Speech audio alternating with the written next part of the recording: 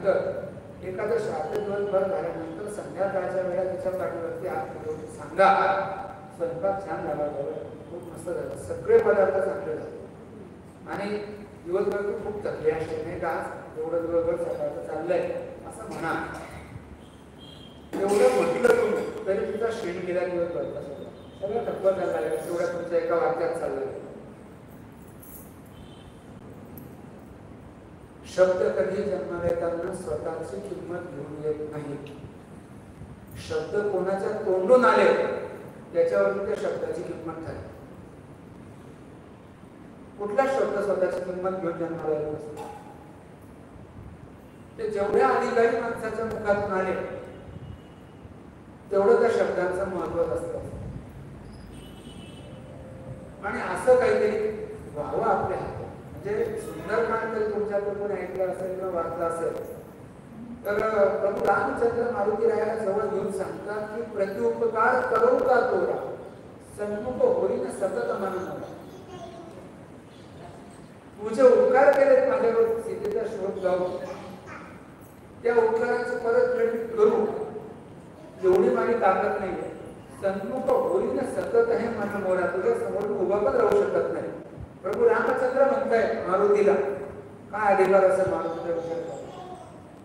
प्रभू रामचंद्रांच्या मुखातून हे शब्द मारुतीसाठी निघाले म्हणजे काय मारुतीची मेहनत असेल, काय कष्ट असतील, काय ऐश्वर्य असेल त्याचं, काय दास्य भक्ती असेल. सेवक आणि दास याच्यात फरक आहे. मारुतीला रामाचा सेवक नाही म्हटलेला, मारुतीला दास नाही. सेवकाला सेवेसाठी टाईम आहे म्हणजे त्याने इतक्या वाजता काकडा करावा, त्याने तितक्या वाजता नैवेद्य दाखवा, इतक्या वाजता दुपारची करावी, इतक्या वाजता त्याने शेजारची करावी, ही सेवा. सेवकाला वेळ, दासाला तसं नाही. दासाला हात मारते तर त्याने हजर व्हायचं, तो दास. तो दास सर्वोत्तम अधिकार डोळ्यात करायचा. प्रभू रामचंद्रांच्या मुखातून मारुतीसाठी इतके मोठे शब्द निघाले आणि डोळ्यातून धारा चालताय. प्रभू रामचंद्र स्वतःच्या आश्रमी मारुतीचा अभिषेक करतायत. मारुती पायावरती देवाचे, मारुती आपल्या डोळ्याच्या धारेने देवाचे पाय घेतो. त्या प्रसंगावर किती मोठा अधिकार आहे. सन्मुख होईन सकत आहे मन.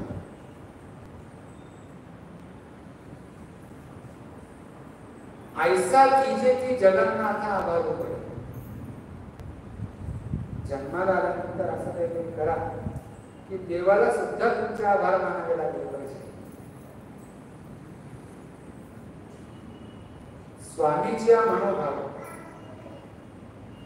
जाणीचे हेच नित्य सेवा एरे केला पांडवा वाणिज्य कर. आपल्या स्वामीच्या किंवा आपल्या भगवंताच्या आपल्या मंत्राच्या मनात काय चाललेलं आहे ते तुम्हाला मनोमन कळलं पाहिजे. न सांगता तुम्हाला कळू येईल उत्तर, न सांगताच कळलं पाहिजे. बाकी मग त्याला भक्ती म्हणत नाही. गेलं ते का पांडवा वाणिज्य करत. मारुतीची दास्य भक्ती प्रभू रामचंद्रांची ही नित्य सेवा. सन्मुख होईन सकत हे म्हणून कपिलाचार्य आईला सांगतात की आई ऐसा कीजिए की जगन्नाथा आभार पडे.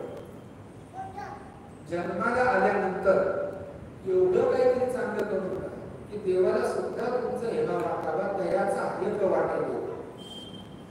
देवाला सुद्धा हेवा वाटावा. ज्ञानोबारायांचे समाधीचे अभंग जर कधी वाचाल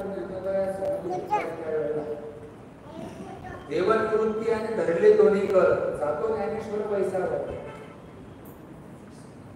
जग रडल्यानंतर त्यांनी जगाचे अश्रू पुसावे, त्याच्या डोळ्यात ज्ञानोबाराय समाधी घेताना अश्रू. इतका अधिकार ज्ञानोबारायांचा. दयाचा हरीप वाटेल म्हणून जन्माल्यानंतर प्रयत्न करा. नुसतं आलो आणि गेलो असं नको व्हायचं. माझा हिवा देवाला वाटावा असं काहीतरी कार्य आपल्याकडून घडावं असा तो कपिलाचार्य देवाभक्तीला करतात. देवाभक्ती या जगाचा निरोप घेऊन आपल्या निज धामाला निघून जातात. कपिलाचार्य चिरंजीव कपिलाचार्य गंगासागर या ठिकाणी तपस्येला जात असतात. गंगासागराला कपिलाचार्य तपस्या केली आणि हे तृतीय स्कंद संपतो. चतुर्थ स्कंदाला आपण